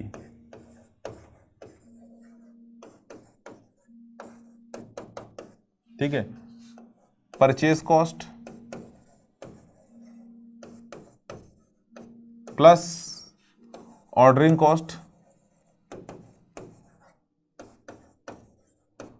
प्लस होल्डिंग कॉस्ट और कैरिंग कॉस्ट, होल्डिंग कॉस्ट है ना। और अपन लोग बैक ऑर्डर कॉस्ट तो कंसिडर ही नहीं कर रहे हैं, ठीक। अब जरा देखो, परचेज कॉस्ट कितनी होगी, एनुअल डिमांड कितनी है, D, ठीक है, और पर यूनिट कॉस्ट कितनी है, C, तो D इंटू C, सिंपल, ठीक है, प्लस ऑर्डरिंग कॉस्ट कितनी होगी, भाई मान लो एक बार में कितनी क्वांटिटी ऑर्डर कर रहे हो, Q, पर एनुअल डिमांड कितनी है, D, तो अगर D में डिवाइड बाई Q कर दें तो क्या आ जाएंगे, number of order per year. अगर D बाई Q कर दें तो ये क्या आ जाएगा, number of order per year. भाई सीधी सी बात है कि मान लो अपन को कितना चाहिए था, अपन को 10,000 एनुअल डिमांड है मान लो सपोज, और एक बार में अपन लोग कितना ऑर्डर कर रहे हैं, क्वांटिटी Q कितनी है, 1000, और अगर 1000 से डिवाइड कर दोगे और इतना ही अपन को मंगाना है, ठीक है, तो कितना आ जाएगा, 10, यानी कि अपन को 10,000 की डिमांड को फुलफिल करने के लिए अपन को 1000 के 10 ऑर्डर करने पड़ेंगे। तो नंबर ऑफ ऑर्डर पर क्या हो गए, कितने हो गए, D बाई सीधे Q into ordering cost per order CO, holding cost कितने हो जाएगा, एवरेज इन्वेंट्री, ठीक है, एवरेज इन्वेंट्री, भाई एवरेज इन्वेंट्री इसलिए ले रहे हैं क्योंकि पूरे साल हम 300 को नहीं होल्ड कर रहे हैं, वो 300 से कंज्यूम होकर 0 भी तो जा रही है, तो क्या निकाल लेंगे, average, average inventory into CH। तो एवरेज इन्वेंट्री हम लोग निकाल चुके हैं, कितना है, Q बाई 2 इंटू CH, ठीक है। तो अगर हम लोग फाइनल फार्मूला देखें अपना टोटल कॉस्ट का, फाइनल फार्मूला देखें अगर अपना टोटल कॉस्ट का, तो वो कितना आ रहा है, D into C plus D by Q into C not plus Q by 2 into CH। तो ये अपना फार्मूला आ गया क्या, टोटल कॉस्ट का। इसको बस याद रखना है और समझ लेना है, ठीक है। मेरे हिसाब से समझ में आ गया होगा सबको कि ये फार्मूला पूरा का पूरा हमने किस हिसाब से निकाला है, कैसे निकाला है। परचेज कॉस्ट, एनुअल डिमांड कितनी, ये क्या है, एनुअल डिमांड,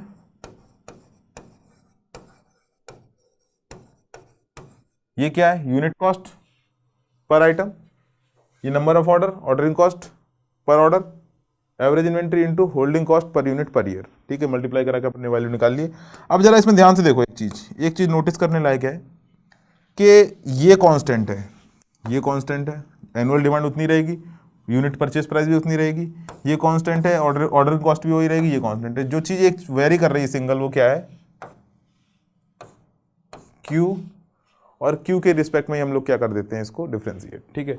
तो अगर हम लोग बात करें, वैसे तो हम लोग नॉर्मली इन सवालों में ईओक्यू के सवालों में, इस मॉडल के सवालों में हम लोग इसको कंसीडर नहीं करते हैं। किसको? इसको, क्योंकि ये तो हमेशा वही रहनी है, इसमें कुछ चेंज तो होना नहीं है, जितनी डिमांड है मल्टीप्लाई करा देना है। हम लोग कम ज़्यादा किसको कर सकते हैं? ऑर्डरिंग कॉस्ट को, होल्डिंग कॉस्ट को। देखो जरा, अगर क्वांटिटी बढ़ेगी, क्यू बढ़ेगा, तो नंबर ऑफ ऑर्डर क्या होंगे? कम, यानी ऑर्डरिंग कॉस्ट क्या होगी? कम। क्वांटिटी बढ़ेगी, ठीक है, यानी कि एवरेज इन्वेंट्री बढ़ेगी, यानी कि होल्डिंग कॉस्ट क्या होगी? बढ़ेगी। एक कम हो रही है, एक बढ़ रही है, इसीलिए हम लोग को इसमें से बैलेंस बना के देखना कि कॉस्ट मिनिमम कहाँ पे होगी, ठीक है। तो अगर हम लोग टोटल इन्वेंट्री की बात करें तो हम लोग सिर्फ यही वाली कॉस्ट कंसीडर करते हैं, क्योंकि वो तो कांस्टेंट ही है, C0 plus Q/2 into CH, ठीक है। तो अब क्या करो, TIC/, ठीक है, Q स्टार कर दो, ठीक है। तो Q स्टार कर दोगे तो कितना आ जाएगा? चलो जल्दी बताओ। D-D/Q² C0 प्लस CH/2, ठीक है। जीरो करो, मैक्सिमम मिनिमम निकालोगे तो उसके बाद जो फाइनल फार्मूला आएगा अपना, ठीक है, वो क्या आएगा? √2D C0/, ठीक है, 2D C0/CH, ये अपना फार्मूला आएगा। और ये बहुत ज़्यादा इंपॉर्टेंट फार्मूला है, मतलब इससे ज़्यादा इंपॉर्टेंट अभी इन्वेंट्री में कुछ नहीं है। ये फार्मूला हमको जवान पे रटा होना चाहिए कि economic order quantity Q star क्या होती है? 2D C0/CH, ठीक है। यानी कि जो हम लोग वो क्यू ले रहे थे ना, लास्ट जो हम लोग क्यू ले रहे थे, ये ऑर्डर क्वांटिटी, अगर हम लोग क्या करें, क्यू स्टार पे ऑर्डर करेंगे तो जो अपनी कॉस्ट आएगी वो मिनिमम आएगी, ठीक है। तो जरा हम लोग एक काम करते हैं, कॉस्ट का जरा ग्राफ भी देख लेते हैं कि भाई कॉस्ट का ग्राफ अपना किस हिसाब से बन रहा है। भाई 2 मिनट लगेगा, इसको भी ख़त्म ही कर देते हैं।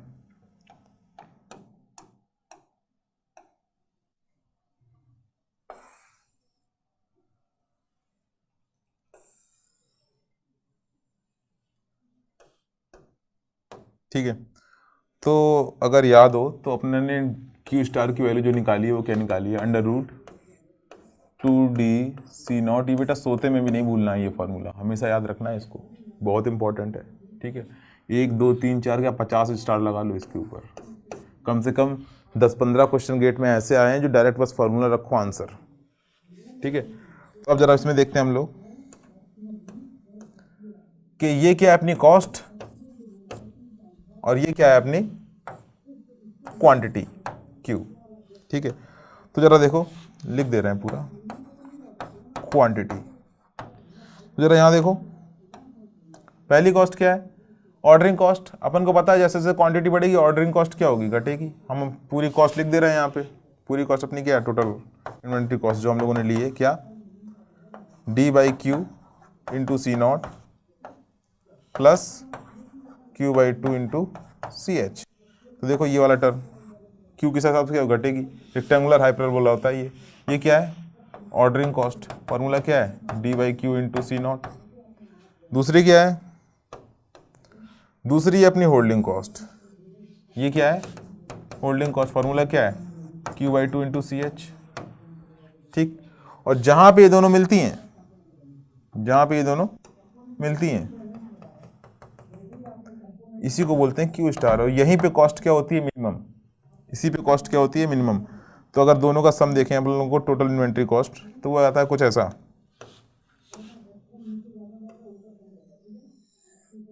ठीक है। ये जो कॉस्ट होती है वो मिनिमम।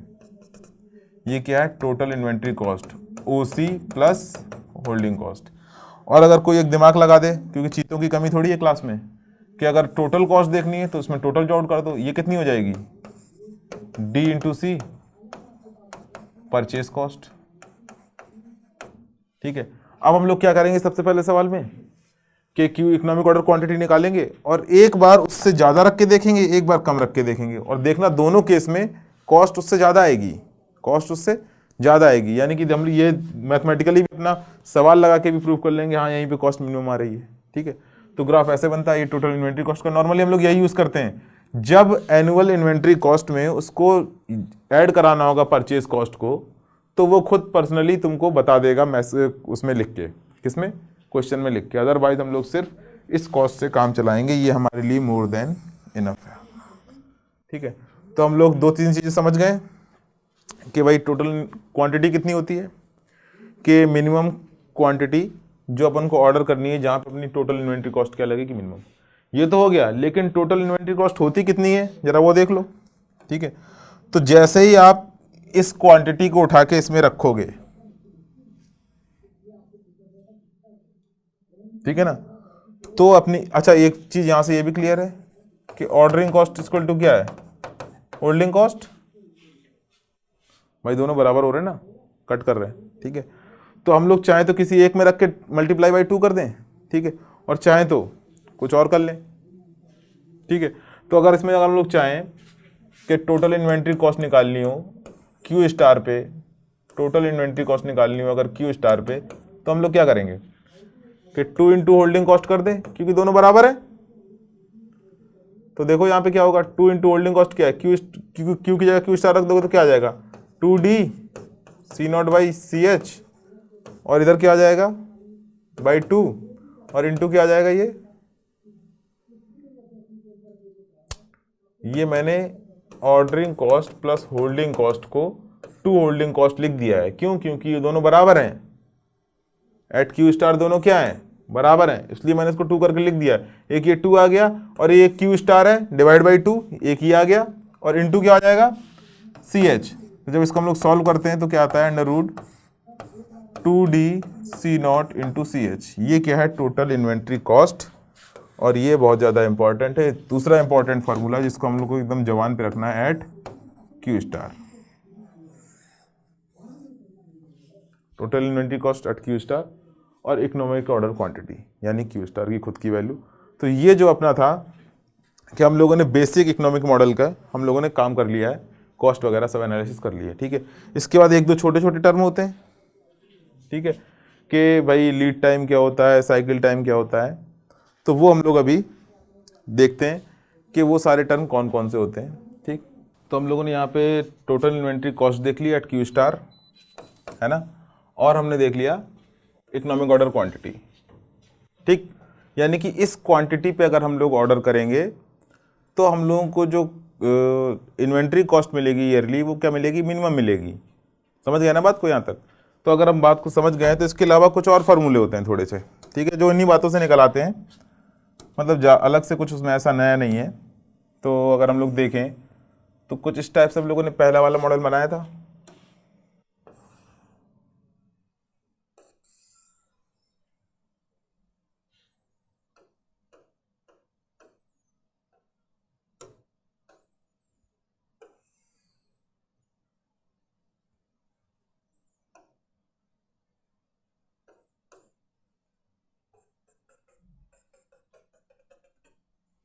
ये क्या था अपना, मैक्सिमम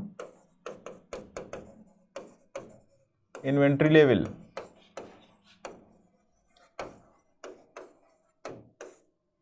ठीक है, तो ये अपना मैक्सिमम इन्वेंट्री लेवल था। उसके बाद फिर हम लोगों ने ये जो साइकिल हम लोगों ने पढ़ी थी, हम इसको दोबारा रिपीट करके बना रहे हैं, क्योंकि छोटे छोटे कुछ टर्म पूछ लेता है वो एग्जाम में। ये थी अपनी एवरेज इन्वेंट्री। उसके अलावा एक और होती है, एक और होता है रीऑर्डर लेवल। एक क्या होता है, इसको बोलते हैं हम लोग रीऑर्डर लेवल, और इसको बोलते हैं हम लोग लीड टाइम। क्या बोलते हैं इसको, लीड टाइम। क्या होता है मैं अभी बताता हूं। ये था एवरेज इन्वेंट्री लेवल, ये था क्यू स्टार, ठीक है, और ये था डिमांड, और ये था अपना साइकिल टाइम। इतनी बातें क्लियर थी, सेम साइकिल टाइम। अब जरा देखो ध्यान से कि ये एक नया टर्म आया है क्या, रीऑर्डर लेवल और लीड टाइम। तो मैंने बोला था कि भाई जब कांस्टेंट रेट से कंज्यूम हो रहा है, डी रेट से, तो हमको पता है कि मान लो यहाँ कुछ पहुंचे हम लोग कुछ क्वांटिटी पे, कि इतना टाइम पे, जैसे मान लो अपन लोगों ने 300 का ऑर्डर दिया था, है ना, और 30 डेज में कंज्यूम हो रही थी, तो हम क्या करते हैं 5 डेज पहले ऑर्डर कर देते हैं। ये जो पॉइंट है, ये लीड टाइम क्या है, 5 days.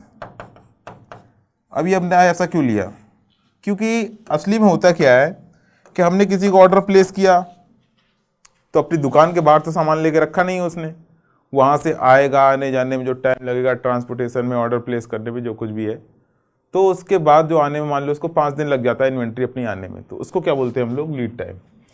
Time between placing the order and receiving the order, उनके बीच के टाइम को क्या बोलते हैं हम लोग? Lead time. तो जिस पॉइंट पे अपन ने क्या किया, यहां पे अपन ने ऑर्डर प्लेस किया है और यहां पे अपना ऑर्डर रिसीव हुआ है, तो इसके टाइम को क्या बोलते हैं? Lead time. और जिस पॉइंट पे प्लेस किया है उस टाइम पे कुछ क्वांटिटी होगी अपनी, उस टाइम पे कुछ क्वांटिटी होगी, और इसी क्वांटिटी को क्या बोलते हैं? Reorder level. मान लो 5 डेज पहले प्लेस किया था और एक दिन में कितना कंज्यूम कर रहा है? 10 कार्स पर डे, यही तो देखा था हम लोगों ने, ठीक है। तो कितना हो जाएगा? 50। रीऑर्डर लेवल कितना हो जाएगा? 50। तो बस यही हम लोग को फॉर्मूले देखने हैं, ठीक है। मान लो एनुअल डिमांड, कुछ फॉर्मूले हैं, कुछ इंपॉर्टेंट फॉर्मूले हैं, ठीक है, वो हम लोग देख लेते हैं, ठीक है। पहला क्या है कि optimum number of order per year, वो कितना हो जाएगा? डिमांड एनुअल कितनी है? D divide by Q star, क्योंकि हमने ऑप्टिमम क्वांटिटी निकाल ली है, उससे डिवाइड कर दोगे तो क्या आ जाएगा? नंबर ऑफ ऑर्डर आ जाएंगे, ठीक है। उससे डिवाइड कर दोगे तो क्या आ जाएगा? नंबर ऑफ ऑर्डर, ठीक है। अगर दूसरा वो देखें हम लोग, लेंथ ऑफ साइकिल टाइम, ठीक है। और इसी को हम लोग बोलते हैं time between two successive order, time between two successive order, ठीक है। यानी पहला यहां प्लेस करोगे तो दूसरा यहां प्लेस करोगे, तो इन दोनों के बीच का टाइम भी वो भी क्या होना है? टी ही होना है। टी में से एल टी घटा दिया, एल टी जोड़ दिया, ठीक है, बात एक ही है, ठीक। तो ये क्या होता है? क्यू स्टार बाई डी, ठीक है। इसको अपन लोग बोलते क्या है? N star, number of order. Optimal है ना, इसलिए स्टार लगा दिया। क्यू स्टार बाई डी, ये क्या है? साइकिल टाइम, ठीक है। तो यहां से अगर हम लोग देखें तो टी स्टार इक्वल टू क्या आ जा रहा है? 1 बाई एन स्टार, यानी कि 1 इक्वल टू क्या हो जाएगा? T into N star. देखो 1 बाई एन स्टार का मतलब क्या है? कि साइकिल टाइम, ये ईयर में है। अगर हमें मंथ में निकालना है तो 1 की जगह क्या दो? एक ईयर में कितने ऑर्डर दिए हैं, ठीक है। और अगर टाइम, तो कितना टाइम हो गया ईयर में? अगर 12 मंथ लिख दोगे तो मंथ में आ जाएगा साइकिल टाइम। 365 डेज लिख दोगे तो 365 डेज में आ जाएगा। वर्किंग डेज बोल रहा है 300, तो 300 बाई कर दोगे एन स्टार, तो वर्किंग डेज के हिसाब से आ जाएगा, ठीक है। तो ऊपर क्या है? 1, ये ईयर में है, ठीक है। तो अपन को क्या करना है? साइकिल टाइम ये ईयर में है, मंथ में निकालना हो तो ऊपर 12 कर दो, डेज में निकालना हो 365 कर दो, ठीक। इसके अलावा अगर हम लोग बात करें, एक और फार्मूला है, वो क्या है? Third, reorder level. अब ये भी हम लोगों ने देख लिया, रीऑर्डर लेवल क्या होता है? Lead time into demand rate, lead time into demand, ठीक है। लीड टाइम कितना? 5 दिन। पर डे कितना कंज्यूम हो रहा है? 10 यूनिट पर डे, तो दोनों को मल्टीप्लाई करा देंगे, 5 इंटू 10 तो कितना हो जाएगा? 50 यूनिट्स पर डे। उसके बाद जो अपना अगला फार्मूला होता है, लास्ट फार्मूला क्या है? ये कॉन्सेप्ट एक आ जाता है, समटाइम्स क्या कहते हैं, अपनी जो holding cost is given in term of percentage of purchase cost, ठीक है। सी एच जो दे रखी होती है, आई परसेंटेज ऑफ सी, तो सिंपल कॉस्ट कितनी हो जाएगी? आई इंटू सी, यानी कि परसेंटेज में दे रखी है कि सी का इतना परसेंटेज क्या है, वो क्या है? अपना holding cost per unit per year. तो ये कुछ फॉर्मूले हैं जो हम लोगों ने नए थोड़े से देख लिए। सिंपल पहला क्या है? Optimum number of order. जब हमने क्वांटिटी निकाल ली है, इकोनॉमिक ऑर्डर क्वांटिटी, डिमांड से मल्टीप्लाई कर देंगे, ऑप्टिमम ऑर्डर कितने करने पड़ेंगे ईयरली। लेंथ ऑफ साइकिल क्या हो जाएगी? साइकिल टाइम वो क्या हो जाएगी? Q star by D. या फिर इसी को बोल दे हम लोग के भाई साल भर में कितने करने पड़ रहे हैं? 10 ऑर्डर, तो एक ऑर्डर की टाइमिंग कितनी होगी, कितने में कंज्यूम करेगा? तो 1/10 तो आ जाएगा, 12/10 आ जाएगा, ठीक है ना। तो ये तो होगा अपने number of order, reorder level. और ठीक, अब अपन लोग क्या करते हैं, 2-4 क्वेश्चन लगा के देख लेते हैं इसके। तो देखो पहला क्वेश्चन क्या है कि पहले हम लोग 5th क्वेश्चन देख लेते हैं कि market demand for a spring is 8 lakh per annum. 8 lakh per annum market में डिमांड है हमारी दुकान पे स्प्रिंग की। A company purchase the spring in lots and sells them, ठीक है।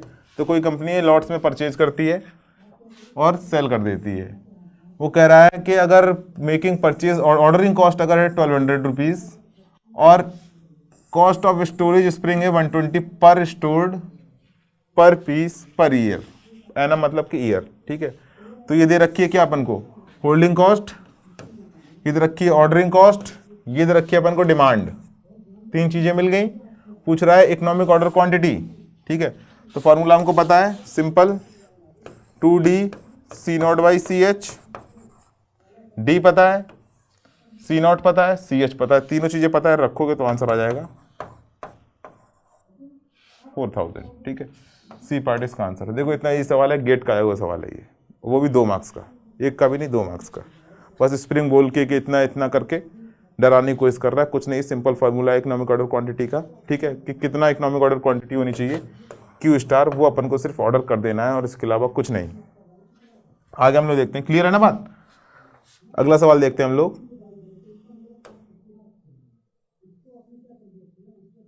Question number 14।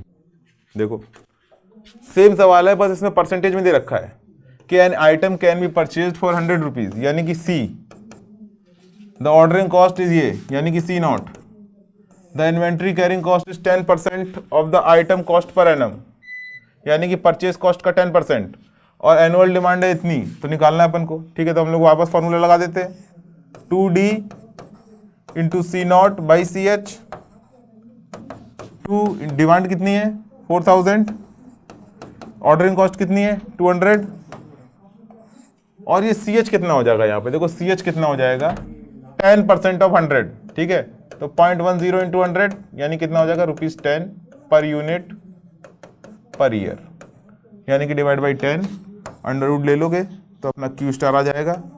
तो क्यू स्टार कितना होगा इस केस में 400, ठीक है। ये कट गया, मल्टीप्लाई कराओगे तो 400 आ जाएगा, ठीक है। आगे देखो जरा, अगला सवाल हम लोग देखते हैं, क्वेश्चन नंबर 16। पहले हम लोगों ने सिंपल EOQ निकालना सीखा, सेकंड में हम लोगों ने देखा कि भाई परचेज कॉस्ट अगर परसेंटेज में दे दी हो तो कैसे सॉल्व करेंगे, और थर्ड क्वेश्चन है, इसमें निकालना है कि consider the following data with reference to elementary deterministic economic order quantity. Deterministic economic order quantity यानी फर्स्ट मॉडल है, और फिर कह रहा है कि the total number of economic order per year to meet the annual demand, यानी कि उसने पूछा है अपने से N star, total number of orders per year, ठीक है। तो ये सब उसने अपनी दे रखी है डेटा, अब इसको हम लोगों को सॉल्व करना है, ठीक। तो इसको हम लोग सॉल्व करते हैं, अपने रेंज में ले जाएंगे, फिर सॉल्व करेंगे इसको।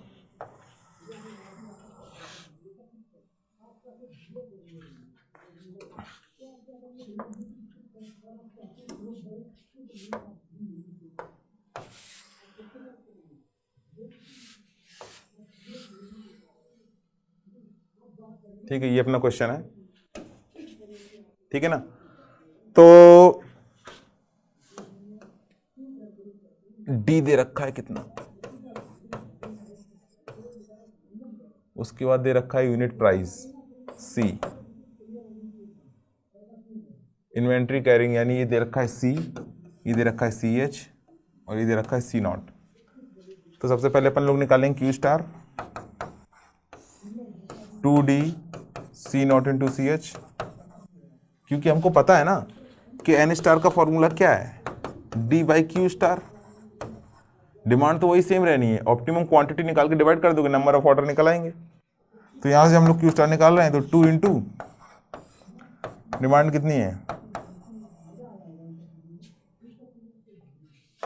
C0 कितना 30 divide by 1.5।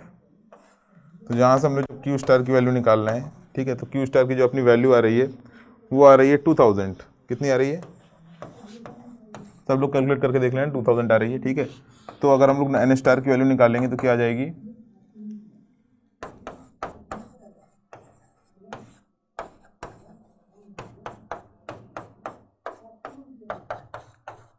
50 orders per year, यानी कि एक साल में उसको 50 ऑर्डर करने पड़ेंगे, ठीक है। तो fill in the blank, GATE का सवाल है, आंसर कितना है 50 ऑर्डर्स, सिंपल। इसी में अगर साइकिल टाइम पूछ लेता डेज में या मंथ में, मान लो डेज में पूछ लेता तो हम लोग क्या करते, अपन को पता है टी स्टार इक्वल टू क्या होता है 1/n स्टार, 365 डेज होते हैं, डिवाइड बाई 50, 365 डिवाइड बाई 50, तो जितना आ जाता है वो क्या हो जाता है साइकिल टाइम डेज में। तो यही 2-3 फॉर्मूले टोटल इन्वेंट्री कॉस्ट पूछेगा, इकोनॉमिक ऑर्डर क्वांटिटी पूछेगा, या फिर टाइम पूछेगा, या नंबर ऑफ ऑर्डर पूछेगा, और इसके अलावा कुछ पूछ नहीं सकता है। तो आगे हम लोग अगला सवाल देखते हैं। क्लियर है ना सवाल? तो अगर आगे हम लोग अगला सवाल देखते हैं।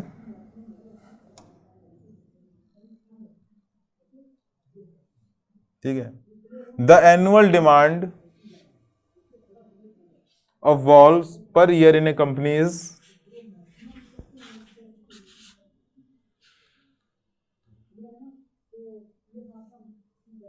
the annual demand of valves per year in a company is 10,000. The current order quantity is 400 per order. क्यों दे रखा है? क्यों 400 पर ऑर्डर दे रहा है? आगे देखो, the holding cost is ये, ordering cost ये. If the current order quantity is changed to economic order quantity, the saving in the total cost of the inventory. यानी कि वो पूछ रहा है कि पहले 4000 में अगर हम लोग ऑर्डर करते हैं, लॉट साइज 400 का लॉट साइज रखते हैं, क्यू को 400 रखते हैं, तो कितनी कॉस्ट लग रही है, और अगर EOQ से करते हैं तो कितनी कॉस्ट लग रही है। तो सिंपल है अपने लिए सवाल, इसको हम अपनी रेंज में लेके जाते हैं पहले, फिर वहीं पे सॉल्व कर देते हैं इसको। बहुत ही आसान सवाल है सारे के सारे, इसके थोड़े बहुत टफ आते हैं जब प्राइस ब्रेक और प्रोडक्शन और ऐड हो जाता है, अदरवाइज एकदम इजी सवाल है। ले दे के फॉर्मूले हैं, बस हमें समझ में आना चाहिए कॉस्ट हम लोग कैसे क्या कब लगा रहे हैं, तभी ये सवाल सॉल्व होते हैं, अदरवाइज नहीं होते हैं। नहीं, परेशान हो रह जाता है इंसान कि कब कितनी कौन सी कॉस्ट कहाँ पे लग रही है। ठीक है, चलो देखते हैं हम लोग। सबसे पहले केस 1 ले लेते हैं, जब Q इक्वल टू कितना है 400 पहला। ठीक है, टोटल कॉस्ट कितनी हो जाएगी अपनी, D कितना है 10,000 डिवाइड बाई Q, यानी कि मैं लिख दे रहा हूं, टोटल इन्वेंट्री कॉस्ट कितनी हो जाती है, ordering cost plus holding cost, ये क्या है D by Q into C0 यानी कि 400 प्लस होल्डिंग कॉस्ट कितनी होती है Q बाई 2 इंटू CH कितना है 24। यहाँ से कुछ कॉस्ट आ जाएगी। ठीक है, कॉस्ट कितनी आ रही है कैलकुलेट कर लो। ठीक है, मैं डायरेक्ट लिख देता हूँ कितनी कॉस्ट आ रही है 14800, 14800। अब केस 2 ले लेते हैं हम लोग कि जब Q क्या होना है EOQ, तो EOQ निकाल के फॉर्मूला लिखने की जरूरत नहीं है, क्योंकि अपन को तो पता है कि TIC एट Q स्टार कितना होता है, √2D C0 इंटू CH, निकाल चुके हम लोग, सारी वैल्यू हमको पता है, रख दो। √2 इंटू D कितना है 10,000, C0 कितना है 400 और CH कितना है 24। इसको रखोगे देखो कॉस्ट कितनी आ रही है, कैलकुलेट करो कॉस्ट कितनी आ रही है, मैं डायरेक्ट लिख दे रहा हूँ 13856, 13856.4। अब देखो भाई, एक तो अपन ने निकाल ली, उसने बोला कि 400 पे निकाल दो कॉस्ट, निकाल दी हमने। एक बोला उसने कि इकोनॉमिक ऑर्डर क्वांटिटी पे निकाल दो, निकाल दी। अब बोल रहा है डिफरेंस कि current quantity change to economic order quantity, then the saving in the total cost of the inventory per year will be. तो सेविंग कितनी हो जाएगी 14800 माइनस 13856.4, तो कुछ 973 पॉइंट कुछ हो रही है। अगर घटा के देखोगे तो कितना आ रहा है, यानी कि अगर हम लोग इकोनॉमिक ऑर्डर क्वांटिटी पे ऑर्डर करते हैं तो 943.6 रुपीज़ अपना सेव हो जाएगा। कितना हो जाएगा 943.6 रुपीज़ अपना सेव हो जाएगा। तो गेट का ये भी क्वेश्चन है, आंसर कितना होगा 943.6। तो यही 4 वैरायटी बनती हैं, या तो होल्डिंग कॉस्ट परसेंटेज में दे देता है, या सिंपल डायरेक्ट सवाल दे देगा। इसके अलावा क्या करता है कि 2-3 आइटम दे देगा, उनके क्या करेगा EOQ को कंपेयर करा लेगा कि कौन सा किससे ज़्यादा है कौन सा किससे कम है। ठीक है, या फिर टोटल इन्वेंट्री कॉस्ट से पूछेगा, नंबर ऑफ ऑर्डर पूछेगा, और ज़्यादा पूछना होता तो रीऑर्डर लेवल पूछ लेता। तो ये सब अपने के टाइम पूछेगा। तो ये सब हम लोगों ने 4 वैरायटी क्वेश्चन देख लिए हैं। ठीक है, तो पहले मॉडल से अपन को इतनी वैरायटी मिलती है। अब हम लोग देखेंगे इसके बाद सेकंड मॉडल। सेकंड मॉडल अपना कौन सा है, EOQ विथ प्राइस डिस्काउंट। ठीक है, तो ये हम लोग कल नेक्स्ट लेक्चर में देखेंगे। आज का अपना लेक्चर यहीं पे खत्म। ठीक है, आई होप समझ में आया होगा। समझ में आ गया होगा तो कमेंट में जरूर बताना। ठीक है, और कोई दिक्कत हो कोई क्वेश्चन है तो वो भी पूछना।